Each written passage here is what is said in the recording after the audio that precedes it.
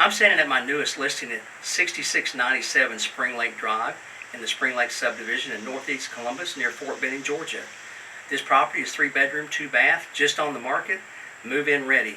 We have a neighborhood amenities with 11-acre lake, pool, tennis court, clubhouse, and grill house.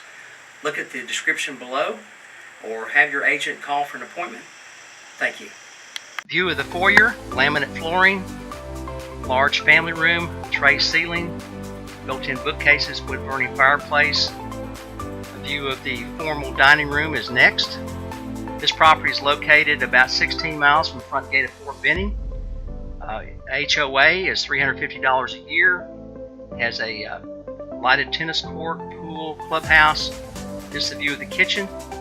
Also an extra area in the kitchen with tile floor. Half bath.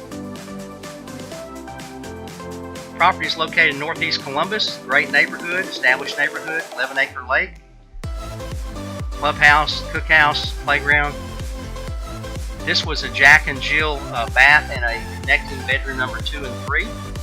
Double vanity sink. Stand-up shower. Tile floor. Master bedroom with tray ceiling. Master bath with some upgrades. New tile, new stand-up shower.